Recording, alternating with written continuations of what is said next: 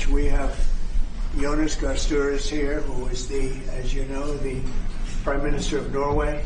He's a great gentleman, highly respected, beloved in his country. And we've had talks on the war with Ukraine and Russia and trade. We're doing very well, I think, on both. We've had some pretty good movement in every respect. The war is very important that it ends with, I used to say, 2,500 people a week dying, young people, mostly soldiers from Russia and Ukraine. And we want to end that war. We want to end it quickly. And I think we've made a lot of progress. And we'll see what happens. This next few days is going to be very important. Meetings are taking place right now. Additionally, we talked about trade, and we get along very well on trade. We'll do something, but I think the Prime Minister knows that over the years the United States has been very good to a lot of people, and it's time for us to benefit also. So we're going to have a good relationship on trade, and we discussed other things also. But Mr. Prime Minister, it's an honor to have you at the White House. Thank you very much. Well, thank you, Mr. President. This year is 200 years since the first immigration from Norway to the U.S. We come here early in your term. Appreciate that you take time. We have highlighted that very close cooperation.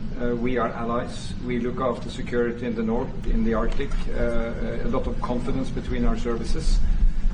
We have discussed in detail the war in Ukraine. I have saluted the President for his initiative to make progress towards something that can be a ceasefire and an end to this terrible conflict. It is a complex picture, but it needs political will and push, and we have exchanged ideas on that. And then I think the President and his team have been open to hear our perspectives. And on trade, we have also emphasized that we can benefit, both of us, by trading. We can be complementary, and we can find good solutions. But first of all, I appreciate, Mr. President, the spirit and the tone of this conversation, which has been a confirmation of a very strong partnership.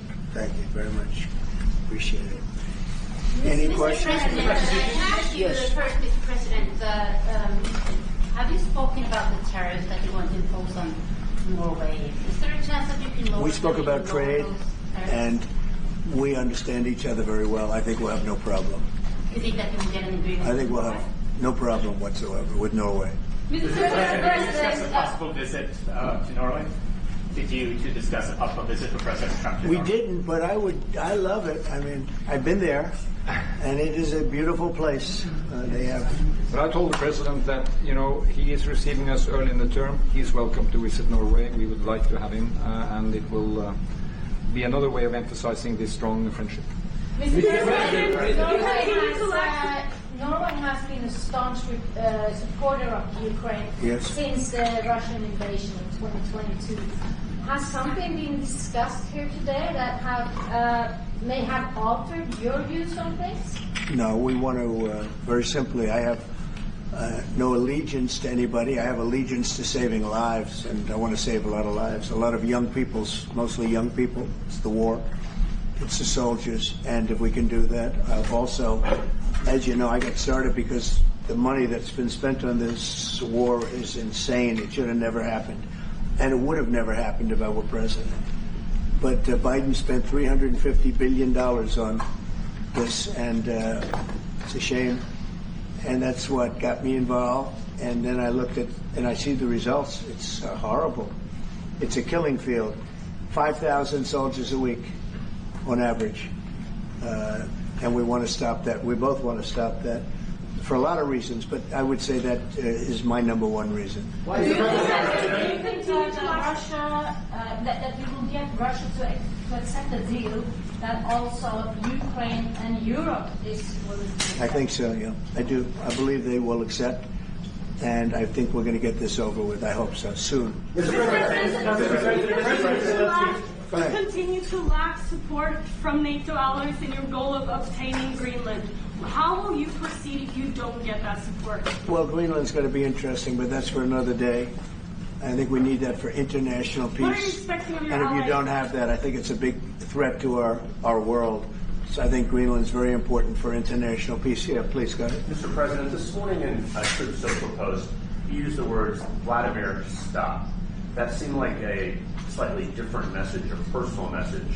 What is your level of frustration with President Putin? I didn't like last night. I wasn't happy with it. And we're in the midst of talking peace, and missiles were fired. And I was not happy with it. That's what I meant, and that's, you know, what it said. I assume that's what you mean. Sorry. Yeah. If the bombs keep falling, will you consider additional sanctions toward Russia, or what will you do if President Putin... I'd rather answer that question in a week. I want to see if we can have a deal. No reason to answer it now, but I won't be happy. Let me put it that way. Things will happen. Mr. President, why are you not putting more pressure on Russia? I know a lot of Europeans... Putting a lot of pressure. You don't know what pressure I'm putting on Russia. They're dealing. You have no idea what pressure I'm putting on Russia. We're putting a lot of pressure. Can you maybe tell us something? We're putting a lot of pressure on Russia, and Russia knows that, and some people that are close to it know, or he wouldn't be talking right now. The Prime Minister understands that better than anybody. He wouldn't be talking right now. He's talking, and we're putting a lot of pressure. I think he wants to make a deal. We're going to find out very soon, but it takes two to tango, and you have to have Ukraine want to make a deal too, and they're being hit very hard, and I do believe they want to make a deal. Mr. Prime Minister, you said that the Ukraine have to give some territory to win peace, among them Crimea. Do you stand by that? And I know that the former NATO General Secretary today has told me that he does not agree, and he believes in territorial integrity of the Ukraine. How will you deal with that with your allies? And do you stand by that Ukraine have to give? Former Secretary General happens to be right here, you know, so they can't put words in his mouth. He's been a great general, frankly. It was because that's what you are. Really, you're a general. But he's been a great Secretary General. We had a tremendous relationship, very successful, and I think he could speak for himself. He's right here. But do you still agree that Ukraine have to give some territory away to win peace? Well, it depends what territory. They've been fighting. They've lost a lot of territory. And we'll do the best we can, working with Ukraine. We'll do the best we can. But they lost a lot of territory. When you say Crimea, that was handed over during a president named Barack Hussein Obama. That had nothing to do with me, Crimea. That was 11 years ago with Obama. And they made a decision. There wasn't a bullet fired. There was no fighting. There was no anything. They just handed it over. Now they say, well, can you get it back? I think that's going to be a very difficult thing to do. That was given by Barack Obama when he was president, not by Donald Trump. Thank you, Mr. President. You had a long meeting, Peace Mr. President. proposal that you put on the table. It's a 30-day ceasefire proposal. Your national security team presented it to both Ukraine and Russia. 2 months ago, Ukraine agreed to that ceasefire proposal. Immediately, Russia has not. And my question is Russia the obstacle to peace based upon that, just getting to that 30-day ceasefire? I don't think so. I think that they both want peace right now. They're ready to do something. We'll see what happens. Complicated, very complicated. But I think they are both very much looking to make a deal. Marco, what would you say? Well, first of all, what was put before our partners was options to discuss about things that it would take to end a war. This war is endable. Both sides just have to agree to it. We've shown them a pathway forward. We've discussed those ideas. There was a good meeting yesterday. There'll be good meetings over the weekend. We've shown them the finish line. We need both of them to say yes. But what happened last night with those missile strikes should remind everybody of why this war needs to end. It's horrible those missiles landed. What's even worse is there are today people that were alive yesterday that are not alive today because this war continues, and the president wants to stop it. And everyone should be thanking the president for being a peacemaker and trying to save lives. That's what we're trying to do here. It's not our war. We didn't start it, as you know. But we're trying to end the dying. We're trying to end the destruction. And we've shown the path forward. We can see the finish line, but both of them have to get there. We're going to do everything we can to help them get there, but they have to ultimately say yes. And we are using a lot of pressure on both. You know, if you think we're just in there because we're nice people, and we are nice people, but we're using a lot of pressure on both. What concessions, Mr. President, and to your national security team, what concessions has Russia offered up thus far to get to the point where you're closer to peace? stopping the war, taking the whole country. Pretty big concession. Mr. President, if you are going to take down the tariffs, what do you want Norway to buy more of from the U.S.? To buy more? Well, you don't need snow. You don't need skis. You don't need ski champions either, right? You have a lot of them. We just want to keep the relationship the way it is. We've had a great relationship. I think now maybe closer than ever, but we've had a great relationship with Norway. I think just keep it the way it is, kid. You can't do better. Really? Not even by, say, Well, if they want to give us some additional concessions, that's okay. You can't do much better. Yes, yes. Mr. President, you've had a long meeting with Norway today. You said that Norway is doing a lot of things right, but on the Ukraine, if I can ask both you and the Prime Minister, did you find common ground today on Ukraine and the peace plan? Totally. It's totally common ground. The Prime Minister can speak about it, but I can just say he wants to see people stop dying more than anything else, and he'd like to see it end. He's going to help us end it. Mr. President, can I say that to move towards an end of this war, U.S. engagement is critical, and President Trump made that possible. That is clear. That is obvious. It's really happening. Now, the important thing is that both parties have to know that they have to deliver, and they have to feel the pressure to deliver. Ukraine is under attack. They are defending themselves. Lives are being lost. And we believe very firmly that there needs to be a ceasefire, the initiative taken by the U.S. Some time ago. It needs to be respected. And then to move on to something which both parties can own. That is the complicated part in such a dramatic war. And here I believe Europeans and Americans working together, as we do much closer now. And I salute the team of President Trump of being, open in that process. We had a good discussion on this today. And then we have to move on, and we cannot lose time because this is too much drama happening. One thing is people losing their lives, but it is a bad thing for Europe, and it's a bad thing for the world to have such a broad conflict going on. It can have ramifications far beyond Ukraine. Mr. President, Mr. President, if I forgot my question. I wanted to ask about. It's all right. That happens. It happens sometimes. Yeah. No, Mr. President, I wanted to ask about Zelensky has said that he wants more Patriot missiles. So far, has been no response from the United States. If the United States decides to pull out of negotiating for peace, trying to go for peace, does that also mean a no on Patriot missiles, a no on sharing intelligence with Ukraine? Let's see what happens. I think we're going to make a deal. And if we make a deal, that'll be wonderful. We won't have to worry about your question. You can ask that question in 2 weeks, and we'll see. But I think we're getting very close. The Prime Minister feels the same way, and we'll hopefully not have to answer that question. Mr. President, Norway is the third country to be officially invited to the White House after Liberation Day. Why did you invite Norway so soon to the White House? Because I like them. And I like your Prime Minister, and I like the way your government runs, and I respect the King. He's highly respected in Norway. It's a great thing. Not an easy thing to do. He's done a great job. Yeah. Would you like an invitation to visit the King? Absolutely. You get me that invitation. I just told the President he's welcome to visit Norway. President Trump, first like Harvard, you said before that you like the Norwegian Petroleum Fund, and I'm wondering if that has been up for discussion today, the way that we have structured our money and whether... Well, this fund was created in the late 1990s to save for future generations the income from oil and gas. Norwegians should continue to work as hard, dedicated, innovate, and move forward, despite having these incomes, which we happen to be in the period of our history where we can harvest, and we have transferred that into investments, half of them, by the way, here in the United States. Mm-hmm. So I think this is a model which we have been able to explore. If we can share experiences, and we do with our colleagues in the U.S., you never copy this one-to-one. but there can be techniques and way of working that we have used in organizing our fund.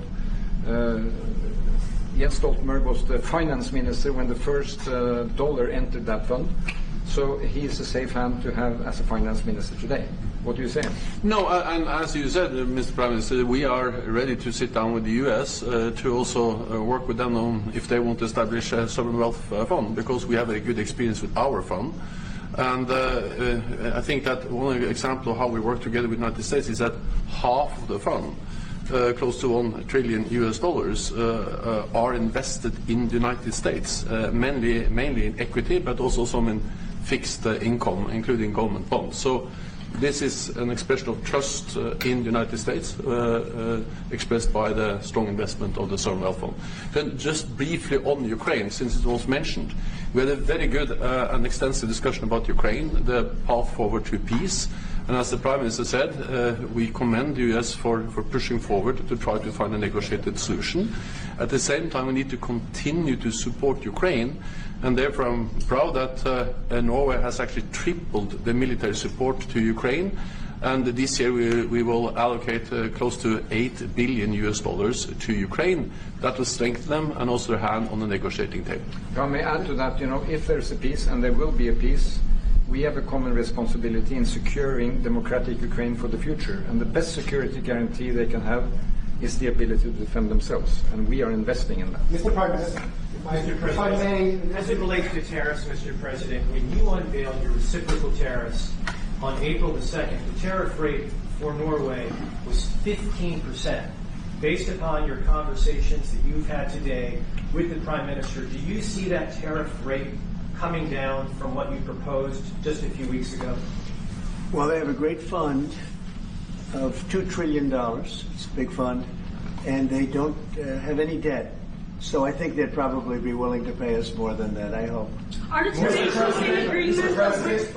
President, Yes. in 2018, your former Secretary of State Mike Pompeo called for an end to Russian occupation of Crimea.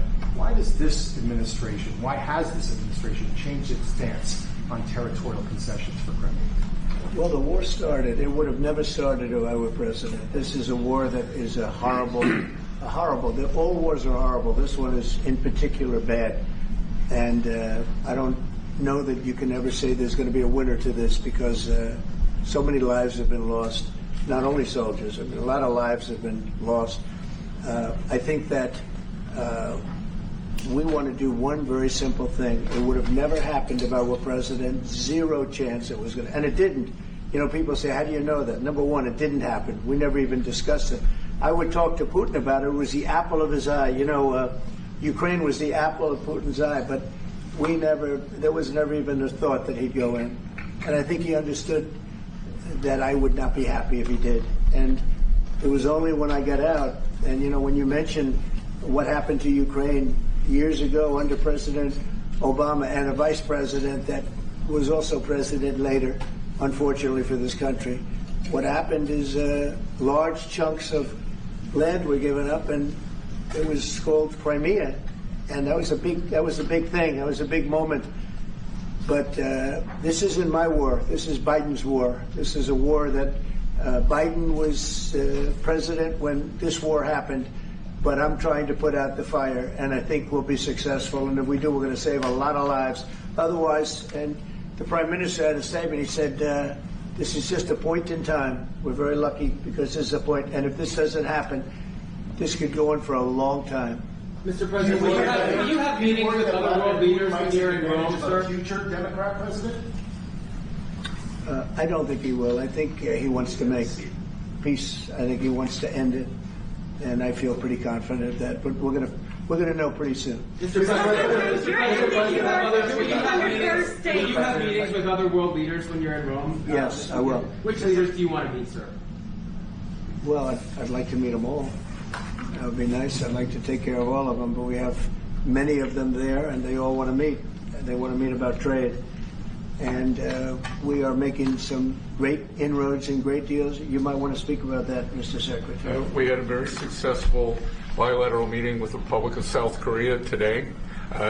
We may be moving faster than I thought, and we will be talking technical terms as early as next week as we reach an agreement on understanding as soon as next week. So South Koreans came early. They came with their A game, and we will see if they follow through on that. President Trump, you're rounded up for the first time. Do you think you deserve the Nobel Peace Prize if you manage to create? Do I deserve the Nobel Peace? If you manage to create peace? Well, maybe for the Abraham Accords. I don't want to get ahead of myself in this one, but they say for the Abraham Accords. And by the way, speaking of that, we're going to be filling it up. A lot of countries want to come into the Abraham Accords. You know, we have 4, and Biden did nothing on that one too. It's the same 4. But they're great countries, and they were brave doing it, and it's worked out very well. And we're going to be filling up the Abraham Accords. They're going to be, I think, filling it up very rapidly. Mr. President, could you say something about that? There's great, enormous opportunity to grow the Abraham Accords. But I would just point to one thing. Of all the leaders in the world today, no leader is working harder to prevent wars or end them than President Trump is right now. That's why we're talking to Iran. That's why we're engaged with Ukraine and Russia. It's the desire to prevent these wars from breaking out and to end the ones that exist already. And again, I just think it's tremendous for our country to be led by a president who desires to bring peace and establish peace and protect peace. So it's hard work. Mr. President, you know, Marco just mentioned something that maybe we should talk about for just a second, if we could, Mr. Prime Minister. And you're involved in it too, because you've been involved in the world and peace. But I think we're doing very well with respect to Iran, and we're having very serious meetings. And there are only 2 options, and the one option is not a good option. It's not a good option at all. And I think we're doing very well on an agreement with Iran, but that one, we're doing a lot of things, I will say, but that one is well on its way. We could have a very, very good decision, and a lot of lives will be saved. Mr. President, on the economy, there was a slowdown. Mr. President, on the economy, there was a slowdown as it relates to home sales in the month of March, the slowest pace since 2009. Is that an economic indicator, and perhaps the Treasury Secretary can weigh in on this as well, is that an economic indicator that concerns you about the broader U.S. economy? No, they had very good numbers on housing today, extremely good numbers, and that's despite interest rates, because, you know, if you look at what happened, everyone said, oh, I said I was going to get prices down. I did. Energy just hit $1.98 in a couple of states. It's way down. Energy's down, and we're about $64 a barrel. When I came in, and we were looking at $89, $90, $95. And by the way, that helps us solve the war too. Having those energy prices is a big incentive for Russia to also agree with solving the war problem. Groceries are down. When I was with you 2 months ago, you were complaining about eggs. I said I just got here. I was here for about a week when the press started saying about eggs have gone through the roof. I said, I just got here. Tell me about eggs. And they have been. They went through the roof and you couldn't get them. So we just had a big Easter egg hunt at the White House. Thousands and thousands of eggs. And the price was down 87%. So we did a great job. Housing is doing very well. We should lower interest rates. That's the Fed. I hope they lower interest rates. That's a smart thing to do. Be ahead a little bit, although already it's a little bit late. But in the end, we just have a great country. We have a very strong country, and we have every other country. I can't think of one country that doesn't want to negotiate a deal. And they either negotiate a deal or we set a deal that we think is fair. Because we don't have to go through all of these. It would be physically impossible. You know, you have so many people that really understand it, which is a very small group of people here. And we are going to, at some point, just set prices for deals. Some will be tariffed. Some treated us very unfairly. They'll be tariffed higher than others. But we've been ripped off for many, many years. The United States has been ripped off like no country probably in the history of the world has been ripped off for 45, 50 years.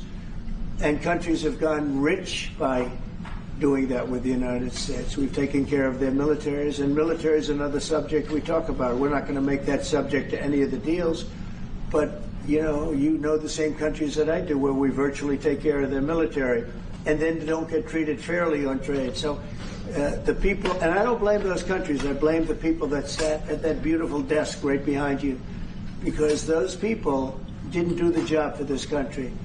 And they let us lose $4 billion a day on trade. We were losing $4 or $5 billion a day on trade when I got here. And now we're going to be much better than breaking even. And we're going to be making $4 or $5 billion a day on trade. So, I don't blame any country, not the worst of them. And we were abused by countries. I blame the President of the United States that happened to be sitting when these deals were made. Disgraceful. When I was here, we had a great 4 years. We had the most successful economy in the history of our country, my first term. And we were very tough on trade. And with China, as you know, they paid hundreds of billions of dollars in tariffs. But nobody else ever did that. China paid not 10 cents to any other president. And but not only China, virtually every country got away with murder. And we just can't let that happen. Thank you very much, everybody. Thank you very much. Appreciate it. Thank you very much. Thanks for watching, and please remember to like, subscribe, and share this video to stay updated with the latest breaking news from DesBuzz 24.